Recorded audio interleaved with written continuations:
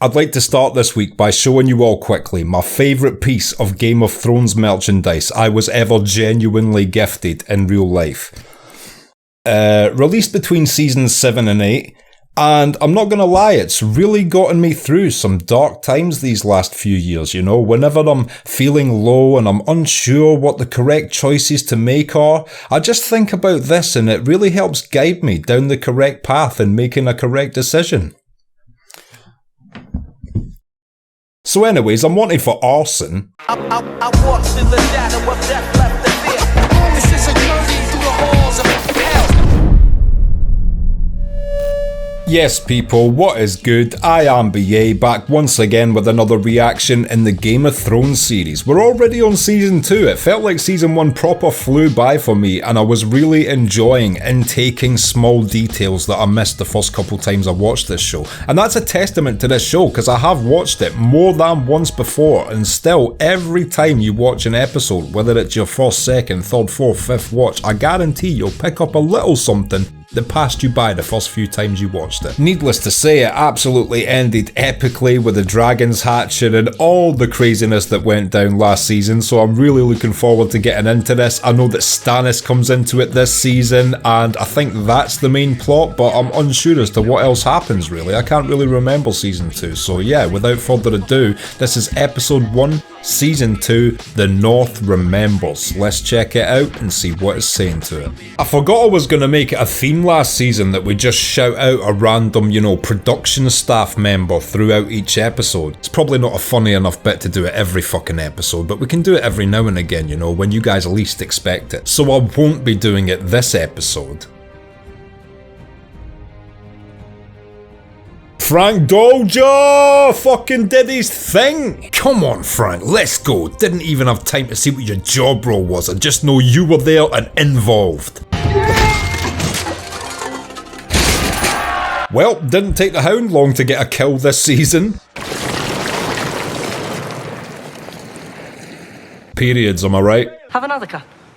You sure, Your Grace? Yes, have as much as you like. I will be honoured, Your Grace. Wow, this guy just does not see the writing on the wall. If Joffrey's being nice to you, he's about to do something horrific.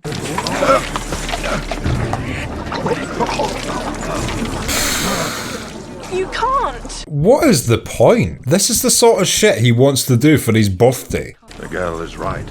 When a man sows on his name day, he reaps all year. Do you think the Hound was telling the truth there, or just backing Sansa to try and spare this guy's life? From this day, you'll be my new fool. Thank you, Your Grace. Not even jester, just fool. When did they change from the word fool to jester, I wonder? And is that where the word fool originally came from? Just some dude who was kept in court to be made a dick of? I've been here ruling the kingdoms. What a fine job you've done.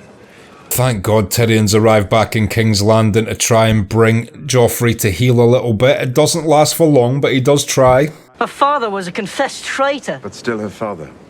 Surely having so recently lost your own beloved father, you can sympathize. Yeah, he is just written like a complete sociopath, Joffrey, isn't he? He doesn't seem to have mourned Robert after Robert's passing whatsoever, and he certainly doesn't have the capacity to sympathise with another person going through a loss. So he's literally just written like a psychopath. At work. Why are you here? I just realised as well, Tyrion's still got some of the Hill tribe as part of his security. That's cool, man. Those guys are moving on up from them shitty hills. We'll have enough wheat for a 5-year winter. If it lasts any longer, we'll have fewer peasants. Fucking hell, that is the harsh reality of it. If resources start to get slim during a long winter in this world, it is the working class who die first. End of story. All these people will hold up in their castles and fortresses and just dine on all the food that everyone else could be sharing. Pissed off the edge of the wall. I slept in a sky cell. I fought with the hill tribes. Tyrion actually had a crazy adventure throughout season 1 when you think about it. Your father has named Lord Tyrion to serve as hand in his stead while he fights. Out! All of you out! Cersei's reaction to that was so good. You brought this on yourself. I've done nothing. Quite right, you did nothing. Yeah, it really is Cersei's fault. I don't even know why she would be mad Tyrion's here to operate as the Hand. He's a savvy guy. She should be thankful someone who's smart and uses their mind has been given this job. Love your children. It's your one redeeming quality. Even I agree with that. The fact that she loves her family and children so much. It's just always nice to see unconditional love, I guess. So that one side of her you do have to like. But all the other sides of her completely overrule that for me. To some people, that one thing overrules every other side of her. My lord, the old gods watch you. That's a beautiful shot. Wow. When I was a boy, I remember seeing them put up a new tower at Torrance Square in a summer. Poor Bran having to deal with this shit. He's just not of the age where he would appreciate the complexity of these issues. Not his wall. He didn't choose it. Maybe not, my lord, but he called in his banners and took the men. This guy's making a fair point, man. If all these builders are going to fight for Robb, then Winterfell should help reimburse him some builders. Spare 4 masons for a week, my lord. Will that be sufficient to repair your walls? I believe it will. Yeah, better to let the Maester resolve these issues. He knows what he's talking about. Listening to people you'd rather not listen to is one of your responsibilities as Lord of Winterfell. Giving him good solid advice there, which is completely lost on Bran during his story arc of becoming a mystical, otherworldly, supernatural, eternal being, of course. But you know, for the time being, in his human form, it's good advice.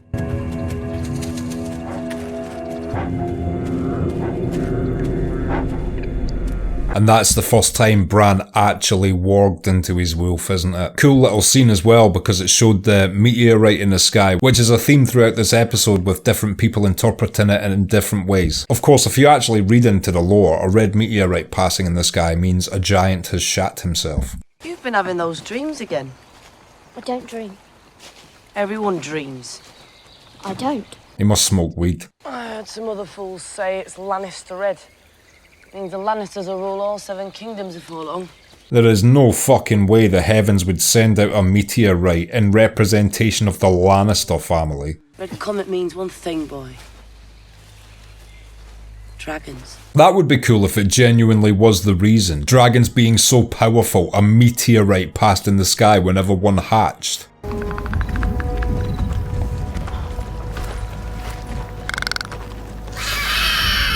She might have dragons, but Season 2 starts really rough for Daenerys. They are running out of resources. Pretty much most of the Khalasar has abandoned them. But still, you would take dehydration to get some dragons.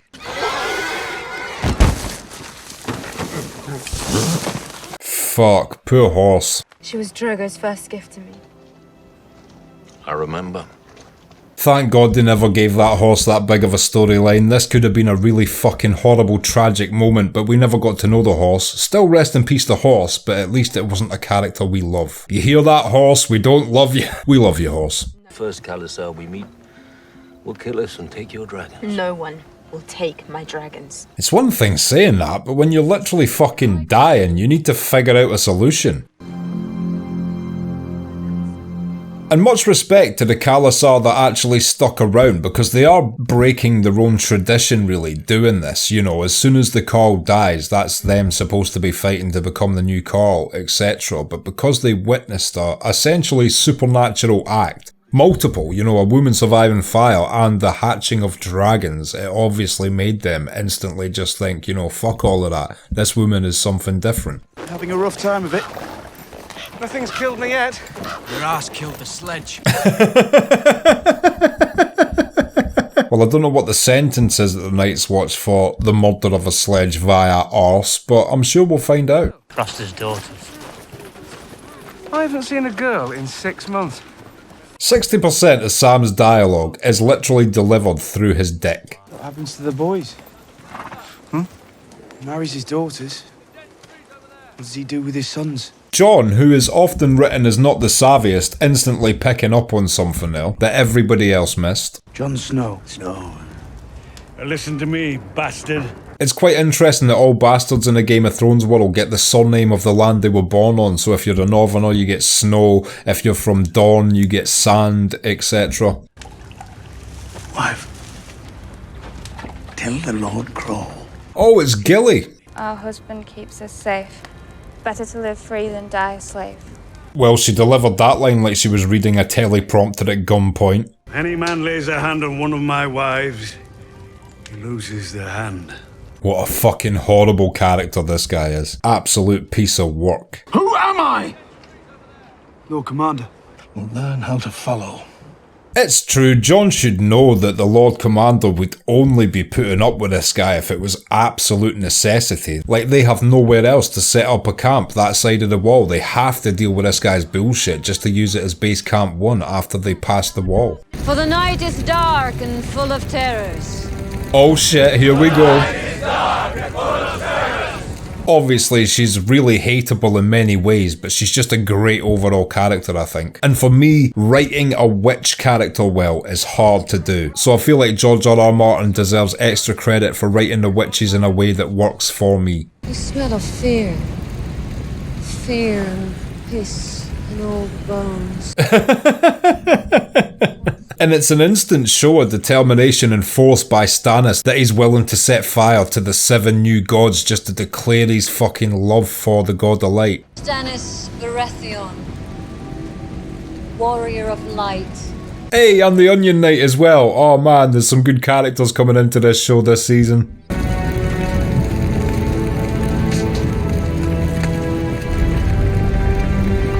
I really love the actor they cast to play Stannis. It's a shame because I was watching Blu-ray extras and apparently, you know, he was a bit confused and not that interested in the material, which is a shame because we love him in this so much. We wish he loved what he was in as much as we love him in it. Does that make sense? Night is dark and full of terror.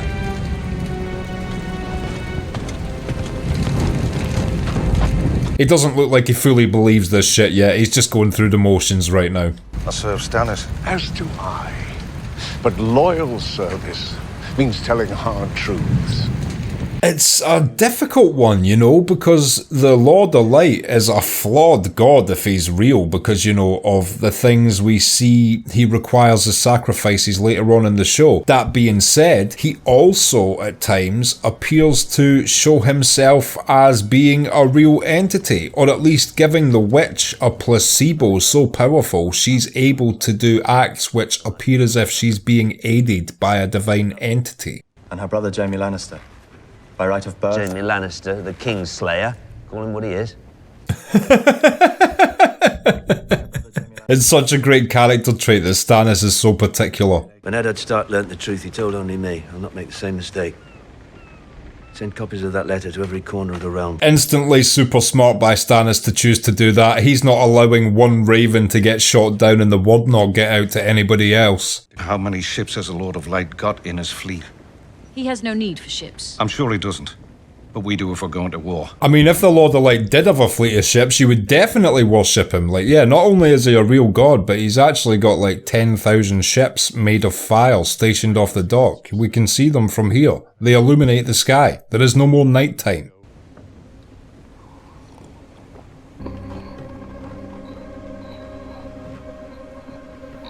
What a flex. Not only has she poisoned him, but she has drank the rest of the poison in front of his dying face. The night is dark and full of terrors, old man. But the fire burns them all away. Yeah, as far as witches go, I think she's brilliantly written. It's not too witchy that it's stupid. I love this whole season with Stannis. If I left you with one of my bannermen, your father would know within a fortnight. You don't trust the loyalty of the men following you into battle. I don't even know where Robb gets this savviness and cunningness from. It must just be natural intelligence and study from a young age and paying attention to everything going on with his dad and how Winterfell is run, etc. Because he seems to be beyond his years when it comes to battle strategy and being aware of double crossing, etc. And I know that's an ironic thing to say, but for the time being, I'm correct. Look how big the dire wolves are now, shit! I was your prisoner when Ned Stark lost his head. Your son killed him so the world would learn it. He's almost 100% right. The only part he got wrong was that Joffrey had no idea about any of it. 3 victories don't make you a conqueror. It's better than 3 defeats. Exactly, and you're currently in handcuffs giving your rebuttals over there, Jamie.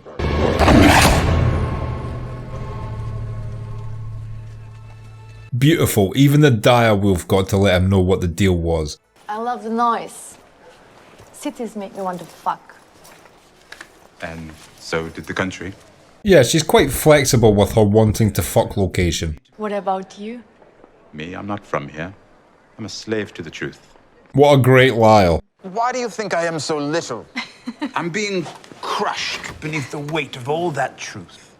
Alright, I thought it was dwarfism. If she's escaped the capital, Winterfell seems the logical destination. And yet my friends in the north report no sign of her. I wonder who Cersei's snake friends in the north are. That's probably the Boltons in the phrase when you think about it. Some people are fortunate enough to be born into the right family. Others have to find their own way.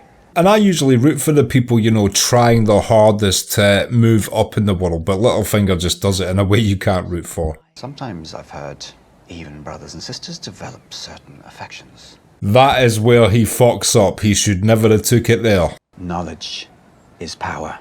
Seize him. This is such a great scene. Oh, wait. I've changed my mind. Let him go. He is getting an education right now. Power is power.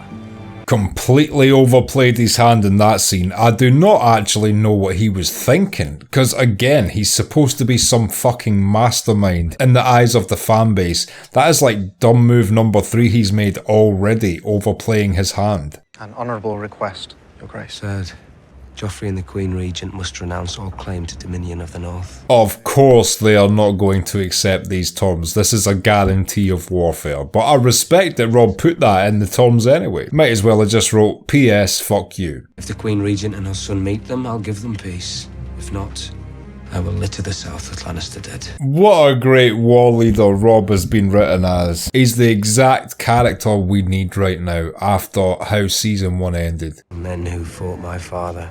Men who fought King Robert to free themselves from the yoke of the South. This starts off so, like, such a good idea. If only Theon's father wasn't such an absolute eternal prick. This would have been incredible. I need his ships. They say he has 200. They say 1,000,000 rats live in the sewers of King's Landing. Shall we rally them to fight for us? Hey, if you can rally 1,000,000 fucking rats to fight for you, that is terrifying. If I trade the Kingslayer for 2 girls, my bannermen will string me up by my feet. You want to leave Sansa in the Queen's hands? I understand why Catelyn would want this. First of all, he's not even getting 2 girls because Arya's AWOL, so it would just be a straight trade Sansa for Jaime. Now, Catelyn of course wants Sansa back and Arya back by any means necessary, but Rob is trying to keep an advantage in a fucking war here. She needs to understand that he can only play his cards when the time is right, otherwise he is only ever weakening his position. Negotiate with Renly Baratheon. He's rallied an army of 100,000. Holy shit! I had no idea Renly's got a 100,000 man strong army. I guess that's just the power of having that Tyrell backing. We will all be together again soon, I promise. Well, he's kinda right about that. Give Lord Renly my regards. King Renly. There's a king in every corner now.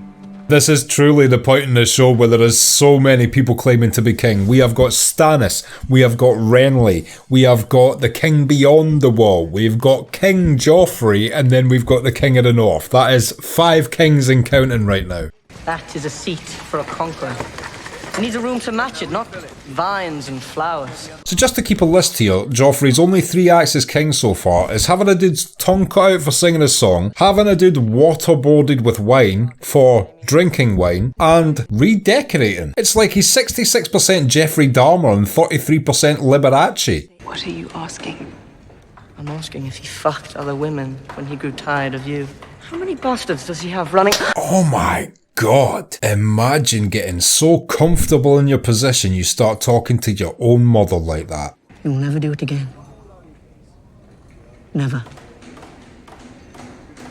Now yes, she loves her children unconditionally, but this is the moment in her head Cersei should have been like, alright, this little motherfucker is a complete unleashed maniac. I need to listen to everything Tyrion tells me to do to control this idiot. You sound ease into it. And you know, as great as the rest of the episode's been, there's just certain scenes that always, you know, you come back to time after time, you know, replay them on YouTube, watch them again in your own personal time. And the delivery of the dialogue in that scene by Roz has just always kept me coming back, you know. Orders.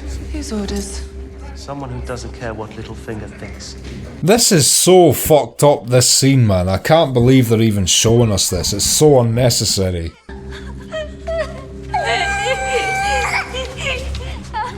And fuck that guy for being a little snitch about it.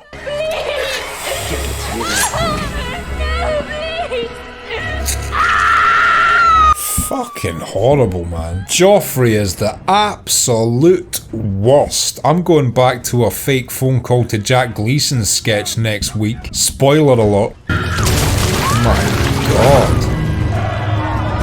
This is the most horrific shit ever. Also, Robert did a lot of fucking. Where? They took him over the King's Road, heading north! How will we know him?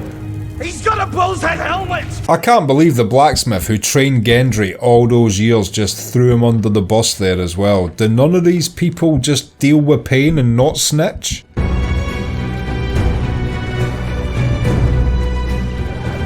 First of all, what an incredible road they found to do that shot in. I mean, wow, those trees are cinematic as fuck. Second of all, it adds an extra element to the Arya storyline now, because she's now with another completely wanted person. We've got a wanted Stark and a wanted Baratheon, both in the Night's Watch. Sets up the hype for that story brilliantly. Okay, and that was episode 1 of season 2 of Game of Thrones, The North Remembers, and I will be back in just a minute with my thoughts on that. So, The North Remembers, what did I think of that? A lot of great new characters and good new plot lines introduced in a singular episode. Started with us meeting the Red Woman and getting introduced to this whole new religion as well of the Lord of Light, etc. Then we got the Onion Knight introduction and Stannis Baratheon introduction, so it's a cool cast of characters. We don't know them yet, but they all become key players throughout the rest of the show, really. And thank God Tyrion has shown up in King's Landing and is going to begin to attempt to do some good work as the Hand of the King. Like I said during this episode, if Cersei was smart right now,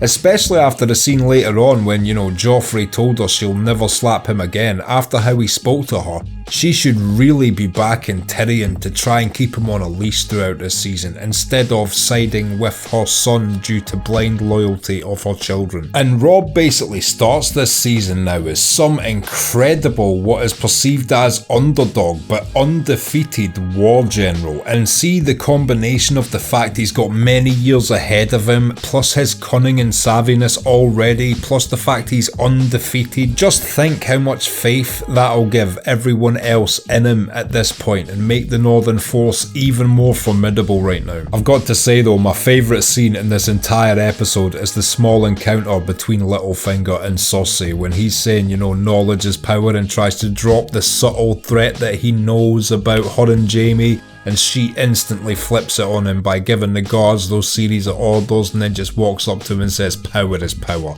It's such a brilliantly written scene and it works so well, man, because Littlefinger always seems like he has this advantage in knowing some snake shit to keep people in line, and Cersei's one of the few people that's like, no, I'll cut your head off. I'll cut your head off right now. I'll order the guards to cut your head off before you even finish your sentence. Now what does your knowledge do for you? And even though I don't root for Cersei in this show, I actively root for absolutely anybody who makes Littlefinger momentarily terrified or keeps him in line in any way. So yeah, that was a brilliantly written scene. Two people combating for power, trying to be subtle about it, and then both just laying their cards on the table and Cersei Uno reversing the shit out of him. And yeah, then the episode ended with just that horrific, I guess what you would call baby killing montage, which is a horrific series of words to put in sequence one after the other, but yeah, that's what it was. Horrible to watch. I can't believe that Joffrey even gave that order, acting like an alpha lion who's just took over a tribe and taken out the cubs of the former lion. There was absolutely no need to kill any of Robert's bastards, and it just seemed ruthless, especially the fact that, you know, at least half of them seemed like literal babies. But as I said, that brilliantly led back into the Night's Watch story storyline because of course Arya is now with another public enemy #1 in Gendry, who's the only bastard now living who was not executed. So it just adds